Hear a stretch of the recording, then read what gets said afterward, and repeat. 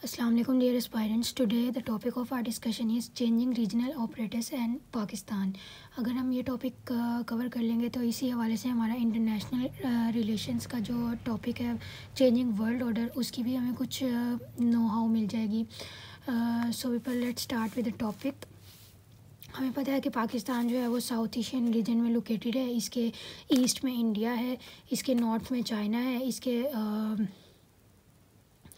Waste में अफ़गानिस्तान है और इसके साउथ वेस्ट में ईरान है और साथ ही अफ़गानिस्तान के साथ कार स्टेट है और रशिया भी लोकेटेड है. उसके बाद हम देखते हैं कि पाकिस्तान के जो नॉर्थ में है वो इंडियन ओशन है. That is one of the most important strategic location in the world. अब हम देखते हैं कि चेंजिंग रीजनल ऑपरेटर्स क्या क्या हैं और पाकिस्तान उनको किस तरह से टैकल करेगा या किस तरह से करना चाहिए. अब हम देखते हैं की रीजनल प्लेयर. हमें पता है कि पाकिस्तान एक की रीजनल प्लेयर है. Occupies centre point in the strategic affairs में सेंटर पॉइंट ऑक्यूपाई करता है. इसकी एविडेंस हमें इन बातों से मिल सकती है कि यूएस की जितनी भी वॉर हुई हैं उसमें पाकिस्तान ने अपना मेजर रोल प्ले किया है एज अ प्रॉक्सी या फिर पाकिस्तान की असिस्टेंस की ज़रूरत पड़ी है यूएस को. हम देख सकते हैं अफ़गान वॉर में भी जब यूएस को सवेद के ख़िलाफ़ लड़ना था तब भी उसने पाकिस्तान की मदद ली और पाकिस्तान ने एज अ प्रॉक्सी अफ़गानिस्तान में लड़ा. उसके बाद चाइना का जो बेल्ट एंड रोड इनिशिएटिव है उसका एक मेजर पार्ट सी पैक जो कि पाकिस्तान से गुजर के जा रहा है. इसके अलावा इंडियन ओशन कंपटीशन में भी पाकिस्तान एक मेजर रोल प्ले करता है. उसके बाद हम देखते हैं कि पाकिस्तान के साउथ वेस्ट में ईरान है. तो ईरान के साथ पाकिस्तान के किस तरह के रिलेशंस है. पाकिस्तान ईरान के साथ ब्रदरली रिलेशंस रखना चाहता है. Obviously Iran is a Muslim country तो इस वजह से पाकिस्तान ईरान के साथ ब्रदरली रिलेशंस रखना चाहता है. ईरान की ऐसी फॉल्ट लाइंस इसलिए भी ब्रदरली रिलेशंस रखना चाहता है क्योंकि पाकिस्तान जो है ईरान का एक इमीडिएट नेबर है. पाकिस्तान उसके साथ कोई टर्ब्यूलेंस नहीं चाहता क्योंकि ऑलरेडी पाकिस्तान के ईस्ट में एक राइवल नेशन है दैट इज़ इंडिया. तो इस वजह से पाकिस्तान और किसी नेशन के साथ राइवलरी अफोर्ड नहीं कर सकता. ईरान की ऐसे फॉल्ट लाइन्स लेकिन जो एक डिस्टर्बेंस ईरान के साथ ये है कि ईरान की और केएसए की आपस में फॉल्ट लाइन्स है और Pakistan is more closer to KSA than Iran. तो इसलिए पाकिस्तान को समटाइम्स चूज़ करना पड़ता है between Iran and KSA but mostly Pakistan tries to maintain balance between Iran and KSA relation. उसके बाद है जी इंडियाज़ एक्सप्लॉयटेशन. ऑब्वियसली क्योंकि जैसे मैंने आपको बताया कि Pakistan is more closer to KSA than Iran तो इसका फ़ायदा उठाते हुए इंडिया जो है ईरान में एक्सप्लॉयटेशन करता है और उसमें एंटी पाकिस्तानी सेंटिमेंट्स एक्सप्लॉइट करता है. ठीक है, जिसकी वजह से पाकिस्तान को नुकसान होता है. जैसे कि हमने देखा कि कुलभूषण यादव जो कि एक इंटेलिजेंस एजेंट था, इंडिया का इंटेलिजेंस एजेंट था, वो ईरान के ज़रिए से पाकिस्तान में आया था पाकिस्तान को एक्सप्लॉइट करने के लिए. उसके बाद चाबहार पोर्ट जो कि ईरान की चाबहार पोर्ट है that is one of the most runny port of Iran. वो पाकिस्तान की गवादर पोर्ट से ऑलमोस्ट 40 किलोमीटर दूर है. उसके बाद न्यूक्लियर डील अगर न्यूक्लियर डील सर अंजाम पा जाती है या ईरान की न्यूक्लियर डील सर अंजाम पा जाती है यानी कि ईरान अपने न्यूक से विड्रॉ कर जाता है और उसको जो है इकोनॉमिक फ्रीडम मिल जाता है बाय यूएसए, उससे सैंक्शंस हट जाती हैं तो ईरान जो है दुनिया के सामने एज एन ऑयल सेलर आएगा और पाकिस्तान को इससे बहुत फ़ायदा हो सकता है. And at the same time अगर उससे न्यूक्लियर सैंक्शंस हट जाएंगी और वो इसकी इकोनॉमिक फ्रीडम उसको मिल जाएगा तो it will start to develop और वो केएसए की राइवलरी उससे और ज़्यादा बढ़ जाएगी. तो इन दिस केस पाकिस्तान को ईरान और केएसए में से किसी एक को चूज़ भी करना पड़ सकता है but for the time being scenarios कुछ डिफरेंट हैं. ईरान और केएसए की आपस में बोनोमी नज़र आ रही है. कुछ स्ट्रेटेजिक डील्स हो चुकी हैं जो कि अभी रिसेंट टाइम्स में हमने देखा है that are proposed by China. तो अभी हम नेक्स्ट आगे देखेंगे इस कॉन्टेक्स्ट में कि क्या डेवलपमेंट्स होती हैं. उसके बाद फिर हम देखते हैं कि ऑयल सेलर मैंने आपको बता दिया है. Pakistan is trying to maintain balance, ये भी बात कर चुके हैं हम लोग. Now in the east of Pakistan there is a rival nation that lies which is India. अब हम देखते हैं कि इंडिया का हमारे से लॉन्ग स्टैंडिंग राइवलरी है। जब से इंडिपेंडेंस हमने हासिल की है सब कॉन्टिनेंट से, तब से ही राइवलरी चलती आ रही है। 3 वॉर्स हो चुकी हैं इंडिया पाकिस्तान के दरमियान, that are on Kashmir basically. उसके बाद है इंडिया जो है शुरू से ही सिक्योरिटी थ्रेट रहा है पाकिस्तान के लिए। इसी वजह से जो है पाकिस्तान हमेशा यूएस की सपोर्ट लेता रहा है। इसी वजह से पाकिस्तान ने एंटी सोवियत ब्लॉक भी ज्वाइन किया था, इसी वजह से सीटो सेंटो का पार्ट भी रहा है। और इसी वजह से पाकिस्तान की जो पॉलिटिकल फैब्रिक है वो वीक है, क्योंकि पाकिस्तान ने ज़्यादा से ज़्यादा अपने इंडिपेंडेंस के बाद ज़्यादा से ज़्यादा कोशिश की कि वो अपनी आर्मी को डेवलप कर सके, क्योंकि हमें सीवियर थ्रेट था इंडिया से। तो इसी वजह से पाकिस्तान की जो पॉलिटिकल फैब्रिक है वो बहुत वीक है। पिवट टू न्यूक्लियर डिजास्टर्स जो इंटरनेशनल रिलेशंस के रियलिस्ट स्कॉलर्स हैं वो कहते हैं कि India Pakistan rivalry will be pivot to nuclear disaster, कि न्यूक्लियर डिज़ास्टर यहाँ से ही इमर्ज होगा। उसके अलावा जो लिबरलिस्ट हैं, इंटरनेशनल रिलेशंस के लिबरलिस्ट हैं, वो ये कहते हैं कि nuclear deterrence is important in this region. इसी वजह से पाकिस्तान और इंडिया दोनों ने ही न्यूक्लियर वेपन्स ऑक्यूपाई किए हुए हैं न्यूक्लियर डेटरेंस मेंटेन करने के लिए, बैलेंस ऑफ पावर मेंटेन करने के लिए। और न्यूक्लियर डेटरेंस की वजह से ही न्यूक्लियर डिज़ास्टर अभी तक नहीं हुआ, क्योंकि nuclear disaster was at the threshold during 1999 की कारगिल वॉर में और 1965 की वॉर में। इसके अलावा पुलवामा अटैक के बाद भी न्यूक्लियर थ्रेट्स आने लग पड़े थे, पर due to nuclear deterrence balance of power maintain हो गया और न्यूक्लियर डिज़ास्टर नहीं हुआ।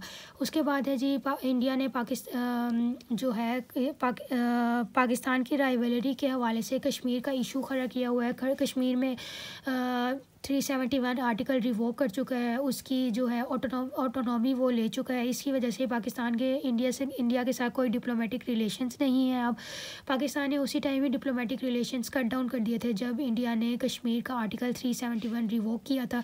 उसके अलावा जो इंडियन मुस्लिम्स हैं उनको बहुत सी एट्रॉसिटीज़ फेस करनी पड़ रही हैं, उनके जो घर हैं वो गिरा दिए जा रहे हैं। उसके अलावा उन पर अनप्रेसिडेंटेड एट्रॉसिटीज़ हो रही हैं। उसके अलावा जो है सिटीज़नशिप एक्ट में मुस्लिम्स को कोई मुस्लिम्स को सिटीज़नशिप वो सिटीज़नशिप नहीं दी गई। उसके अलावा हिजाब बैन कर दिया गया है for the Indian Muslims. Pakistan के इंडिया के साथ रिलेशंस आर वेरी बैड, आपके इमीडिएट नेबर के साथ ही आपके डिप्लोमेटिक रिलेशंस ना हो, दैट इज़ सो पैथेटिक। अब हम देखते हैं नेक्स्ट पाकिस्तान के जो पाकिस्तान के नॉर्थ में चाइना है। China is an iron brother of Pakistan. China के पाकिस्तान के साथ ट्रेड और इकोनॉमी और डिफेंस के रिलेशंस है। इसमें चाइना ने पाकिस्तान के अंदर अपना BRI का एक मेजर प्रोजेक्ट भी शुरू किया हुआ है from 2015, that is CPEC। It cost almost $59 billion। It cost almost $62 billion। उसके अलावा one China policy, Pakistan one China policy retreat करता है ऑन ताइवान कन्फ्लिक्ट, जबकि USA जो है ताइवान की इंडिपेंडेंस को सपोर्ट करता है। लेकिन पाकिस्तान ने हमेशा से ये बात कही है कि अगर चाइना और US की राइवलरी हुई तो पाकिस्तान हमेशा चाइना का साथ देगा। डिप्लोमेटिक समिट इस बात का एविडेंस हमें इस बात से भी मिलता है कि during the diplomatic summit in 2022 US ने चाइना को बुलाने से इनकार कर दिया था, लेकिन पाकिस्तान को बुलाया था। तो पाकिस्तान ने इन बोनहेमी विद चाइना डिप्लोमेटिक समिट में जाने से इनकार कर दिया। इसके अलावा उइगर मुस्लिम्स का मसला है, ह्यूमन राइट्स का इशू है। US और वेस्ट की काफ़ी नेशंस ने ओलंपिक्स पे जो बीजिंग ओलंपिक्स थे उन पे जाने से इनकार कर दिया था just because of human rights issue, Uyghurs issue. But Pakistan ने हमेशा से रीट्रेट किया है कि ये चाइना का इंटरनल मसला है और पाकिस्तान चाइना का ब्रदरली नेशन है। वो अगर उसको कोई रिकमेंडेशंस या कोई एडवाइस देनी होगी तो वो इसको इन पर्सन देगा, बल्कि पब्लिकली अनाउंस नहीं करेगा। इस बात से हमें ये बात साबित होती है कि Pakistan is closely adherent to China. Pakistan ये अफोर्ड नहीं कर सकता कि वो उसके इंडिया के साथ राइवलरी नेशंस हो, उसके अलावा ईरान में इंडिया एक्सप्लॉइटेशंस कर रहा हो, अफगानिस्तान में टर्बुलेंट रिलेशंस हो और फिर पाकिस्तान चाइना के साथ भी अच्छे रिलेशंस मेंटेन ना करे। तो इसलिए पाकिस्तान ने चाइना के साथ ब्रदरली रिलेशंस मेंटेन किए हुए हैं एट एनी कॉस्ट। उसके बाद हम देखते हैं कि पाकिस्तान के वेस्ट में अफ़गानिस्तान है। पाकिस्तान को अफ़गानिस्तान की ज़रूरत क्यों है? क्योंकि for its strategic depth, Pakistan का स्ट्रेटजिक डेप्थ का इंटरेस्ट है अफ़गानिस्तान में। इन केस अगर कभी वॉर हो जाती है between Pakistan and India, all and war, कभी टोटल वॉर हो जाती है बिटवीन पाकिस्तान एंड इंडिया, तो पाकिस्तान को स्ट्रेटजिक डेप्थ चाहिए होगी। तो इसके लिए पाकिस्तान अफ़गानिस्तान के साथ अच्छे रिलेशन मेंटेन करना चाहता है, बट पाकिस्तान की कोशिशें हमेशा ही नाकाम रही हैं। पाकिस्तान के अफ़गानिस्तान के साथ टर्ब्यूलेंट रिलेशंस है। This is because of Durand line, because of terrorism issue and because of refugees. इसके अलावा पाकिस्तान ने ड्यूरिंग अफ़गान वॉर मुजाहिदीन को सपोर्ट किया था, लेकिन अब वही मुजाहिदीन जो कि तालिबान के रूप में अफ़गानिस्तान को रूल कर रहे हैं, they are not maintaining good relations with Pakistan. Pakistan बहुत सी एफ़र्ट्स कर चुका है विद इट्स जिरगा पॉलिसी, और इसके अलावा तालिबान से डायरेक्ट मिलके, और पाकिस्तान अफ़गानिस्तान को सपोर्ट भी कर चुका है on it's 48 and 49th OIC sessions. इसके अलावा डिफरेंट वर्ल्ड फोरम्स पे भी पाकिस्तान ने अफ़गानिस्तान की ह्यूमैनिटेरियन क्राइसिस पे बात की है, लेकिन बावजूद इसके अफ़गानिस्तान पाकिस्तान के साथ अच्छे रिलेशंस मेंटेन करने के हक़ में नहीं है, या वो नहीं करना चाहता, क्योंकि पाकिस्तान ने टेररिज्म के इशू पे काफ़ी बार अफ़गानिस्तान से बात करने की कोशिश की है कि वो टेररिज्म को कंट्रोल करे फ्रॉम अफ़गानिस्तान, क्योंकि जो सेंचुरीज़ पाकिस्तान में बनी हुई हैं टेररिस्ट की, वो उसको डायरेक्टली अफ़गानिस्तान में कंट्रोल किया जाता है। लेकिन ऑब्वियसली अफ़गानिस्तान इस पे कोई स्टेप्स लेने पर आमादा नहीं है। इस वजह से ही टेररिज्म की रिसर्जेंस हो रही है इन पाकिस्तान।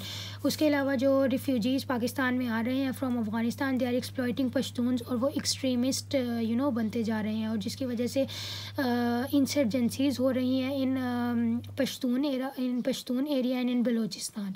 उसके बाद हम देखते हैं जी कार्ड स्टेट्स क्या हैं? कार्ड states are the Central Asian republics. जितनी भी ताजिकिस्तान स्टेट्स हैं उन सबको कार्ड स्टेट्स कहा जाता है। कार्ड states relations with Pakistan, these are the landlocked countries. Pakistan इनको अपना ट्रांजिट रूट देख सकते हैं। This can be beneficial economically for both Pakistan and कार्ड स्टेट्स। उसके अलावा कोऑपरेशन थ्रू SCO भी हो सकती है। शंघाई कोऑपरेशन ऑर्गेनाइजेशन का मेंबर कार्ड स्टेट्स भी और पाकिस्तान भी है, तो पाकिस्तान इस प्लेटफॉर्म को यूज़ करते हुए भी कार्ड स्टेट्स के साथ कोऑपरेशन कर सकता है। उसके अलावा route to Russia, the states can give route to Russia for Pakistan को अगर अच्छे रिलेशंस मेंटेन करने हैं तो पाकिस्तान को चाहिए कि वो अपनी डिप्लोमेसी एक्सपेंड करे। पाकिस्तान की डिप्लोमेटिक रिलेशंस बहुत ही नैरो हैं। सिर्फ चाइना और कुछ अदर मुस्लिम ममालिक हैं जिनमें मिडल ईस्टर्न कंट्रीज़ आती हैं। उसके अलावा कुछ वेस्टर्न कंट्रीज़ हैं जिसमें US मेनली आता है। सिर्फ चंद ही ममालिक के साथ पाकिस्तान के डिप्लोमेटिक रिलेशंस हैं, अच्छे डिप्लोमेटिक रिलेशंस हैं, और सिर्फ चंद ही ममालिक के साथ पाकिस्तान अपनी ट्रेड करता है। तो इसलिए पाकिस्तान को चाहिए कि अपने रिलेशंस एक्सपेंड करे depending upon the strategic happenings in the world. उसी हिसाब से अपने रिलेशंस एक्सपेंड करे। This can be beneficial economically, diplomatically and politically for Pakistan. So people, regional states के हवाले से यही डिटेल्स थी। Hopefully this will add value to your knowledge. अगर आपको लगे कि मुझे किसी और टॉपिक पर भी वीडियो बनानी चाहिए, please let me know in the comment section below. जज़ाकुमुल्लाहु खैर फ़ी अमानिल्लाहि। अस्सलामु अलैकुम।